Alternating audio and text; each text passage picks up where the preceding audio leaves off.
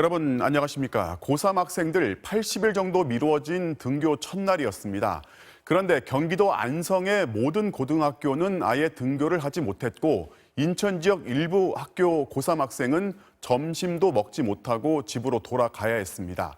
인천에서는 고3 학생들이 오늘 추가로 확진 판정을 받았고 안성은 기존 확진자의 동선이 아직 확인되지 못한 탓에 교육 당국이 급하게 내린 결정이었습니다.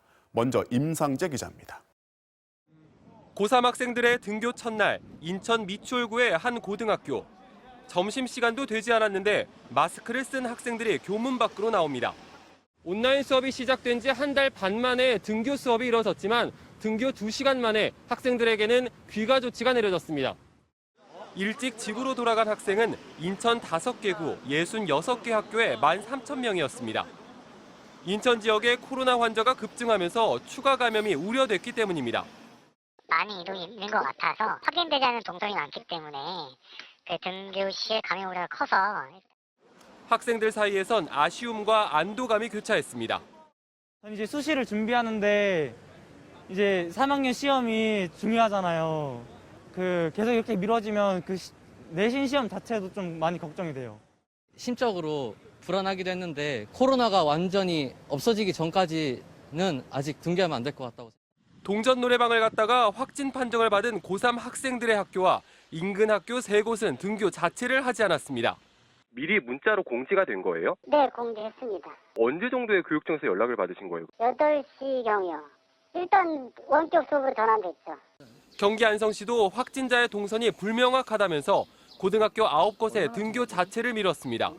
어느 정도 그 위험이 노출된 그런 학교의 범위들을 정해서 지역별로 또는 학교별로 조금 위험도에 따라서 차등 적용하면서 대응을 해나가는 게. 안성시는 일단 내일은 정상 등교를 진행할 계획이고 인천시는 이번 주까지는 온라인 수업을 진행하면서 개학 시기를 조율할 방침입니다. MBC 뉴스 임상재입니다. 삼성 서울병원 간호사 확진 관련 소식입니다. 확진 판정을 받은 간호사와 접촉한 친구 한 명이 오늘 추가로 확진됐습니다. 충남 서산에 있는 건강보험공단에 근무하는 직원인데요. 대민 접촉이 많은 업무라서 지역사회 추가 확산 우려가 있습니다. 조영찬 기자가 보도합니다. 충남 서산에 있는 건강보험공단 서산태안지사. 출입문이 굳게 닫혀 있고 건물이 임시 폐쇄됐다는 안내문이 붙어 있습니다. 이곳에서 근무하는 20대 간호사가 코로나19 확진 판정을 받으면서 폐쇄된 겁니다. 방금 걸래. 거기서 그냥 가는 거요. 저 볼일 뭐 왔다가.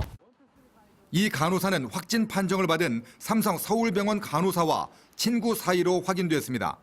지난 9일 오후부터 10일까지 삼성 서울병원 간호사 집에 함께 있었는데 친구의 확진 소식을 듣고 검사를 한 겁니다.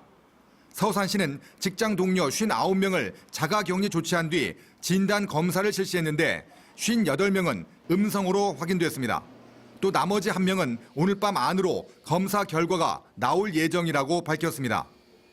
우리 시는 학생들이 안심하고 등교할 수 있도록 가능한 한 모든 행정력을 집중하여 코로나19의 지역사회 전파를 차단하는 데 최선을 다하겠습니다. 그러나 당분간 안심은 어려워 보입니다. 공단의 업무 특성상 대민 지원이나 기관 방문 업무가 많아 지역사회는 바짝 긴장하고 있습니다. 특히 확진된 간호사의 직장 동료들이 재난지원금 이의신청 심사 업무로 서산시청도 방문했던 것으로 나타나 방역 당국은 보다 정확한 동선을 조사하고 있습니다. MBC 뉴스 조형찬입니다. 정의개혁연대에 대해서 가장 먼저 문제를 제기했던 이용수 할머니가 어젯밤 윤미향 당선인을 만난 것으로 확인됐습니다. 윤 당선인이 무릎을 꿇고 사죄했고 할머니는 한번 안아줬을 뿐 용서한 건 아니라고 선을 그었습니다. 저희가 이용수 할머니와 직접 통화를 해서 어제 만남에 대해서 자세하게 이야기를 들어봤습니다. 차주혁 기자가 단독 취재했습니다.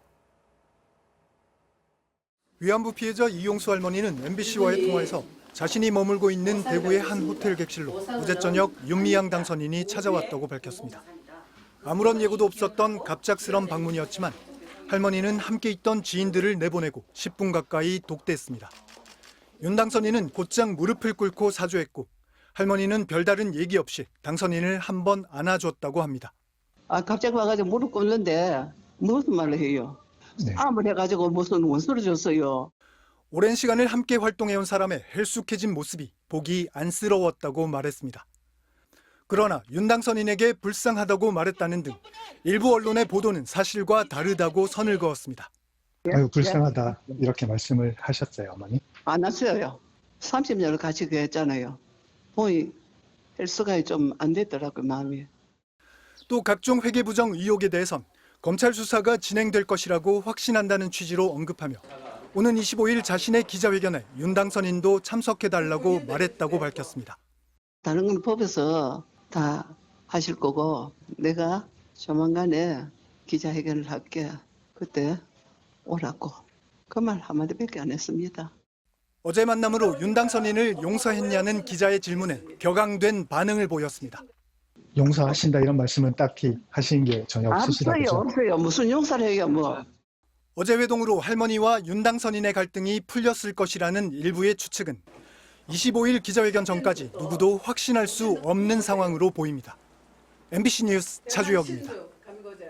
서울 서대문구가 7급 별정직 공무원을 선발하는 과정에서 지원자의 성적을 조작해서 부정 채용했다는 정황이 드러났습니다. 담당 국장이 성적을 뒤바꿔서 내정자를 합격시킨 증거가 나왔는데 이 배후에 서대문 구청장이 있었다는 의혹도 제기되고 있습니다. 경찰이 문석진 서대문 구청장의 소환을 검토하고 있습니다. 임명찬 기자가 단독 취재했습니다. MBC가 입수한 2015년 서울 서대문구청 7급 별정직 환경 분야 공무원 채용 최종 면접 점수표입니다. 5명의 면접 대상자 중 1번 응시자 정모 씨가 84점으로 1위, 5번 응시자 강모 씨가 82점으로 2위를 기록했습니다. 최고점을 받은 정 씨가 채용돼야 하지만 실제로 합격 통보를 받은 건 차점자인 강 씨였습니다. 당시 한 심사위원은 점수표를 뒤바꾼 결과라고 주장했습니다. 인사위원회 위원장 자격으로 면접에 참여했던 서대문구 환경국장 황모 씨가 최종 점수 집계가 끝난 뒤 본인의 채점표를 다시 받아와 1등인 정 씨의 점수를 깎고 2등인 강 씨의 점수를 높이는 방식으로 성적을 조작했다는 겁니다. 이 1번 거 점수를 거기 자기가 더 깎아버리고 5번 점수를 여기 이제 93점으로 되어 있는데 100점으로 올리고. 미리 내정돼 있던 강 씨를 채용하기 위한 조작이라는 주장입니다. 결과를 보고 자기를 고치는 건 분명히 그거죠. 한글자 바꿔치기죠. 그러니까 나머지는 결국은 들러리거든요. 그러니까 사실은 엄청나게 길리죠. 이 과정에서 구청장 정책부자관 서모 씨가 승진을 거론하며 외압을 행사했다는 의혹도 나왔습니다. 계약직으로 뽑아라. 제가 이제 그때 행정님 얘기하고 행정님한테 인정받아서 승진이 되었으면 좋겠어요. 그러니까 저는 완전히 기분 나쁘죠. 협박하는 거 아니에요. 해당 보좌관은 사실 무근이라고 반박했습니다. 전혀 없습니다. 그러니까 다른 관계의 일로 얘기를 한 적은 있지만 그 채용과 관련된 얘기는 전혀 한 적이 없습니다. 그런데 경찰 조사에서 직접 점수를 조작한 혐의를 받고 있는 당시 담당 국장이 서 보좌관 배후에 문석진 서대문구청장이 있다는 취지의 진술을 한 것으로 확인됐습니다. 황 전 국장은 문석진 구청장이 자신을 따로 불러 서 보좌관과 잘 상의해 채용을 진행하라고 지시했다고 말했습니다. 그 이후에도 문 구청장이 서 보좌관하고 얘기했냐라고 재차 물어봤고 황 전 국장은 얘기했다고 답변했다고도 진술했습니다. 이런 의혹에 대해 문석진 서대문구청장은 채용은 정상 절차에 따라 진행됐다며 해당 의혹을 강하게 부인했습니다. 제가 무슨 특정하게 누구를 뽑으라고 해야 될 이유도 아니고 이거는 인사 불만자의 내부 고발을 저희가 분명하게 조사를 했고 경찰은 계좌 압수수색 등을 통해 구청장과 보좌관, 채용비리 특혜 당사자의 연결고리를 찾고 있습니다. 또 서 보좌관과 황 전 환경국장을 입건하고 조만간 문 구청장도 소환해 조사할 계획입니다. MBC 뉴스 임명찬입니다. 일회용 마스크에 뿌리면 마스크를 다시 사용할 수 있다는 마스크 소독제 등에 대해서 판매 금지 조치가 내려졌습니다. 요즘 이렇게 안전성이 확인되지 않은 살균 제품들이 많이 판매되고 있어서 주의하셔야겠습니다. 박선아 기자의 설명 들어보시죠. 온라인 쇼핑몰에서 판매되던 마스크 소독제입니다. 값비싼 마스크를 한 번만 쓰시겠냐며 마스크에 뿌리면 바이러스가 제거된다고 광고합니다. 마치 마스크 전용 소독제인 것처럼 광고하지만 실제로는 생활용품에 쓰는 살균 소독제입니다. 살균제를 마스크에 뿌릴 경우 살균제 성분을 직접 흡입할 우려가 있는데 안전성 검사도 받지 않았습니다.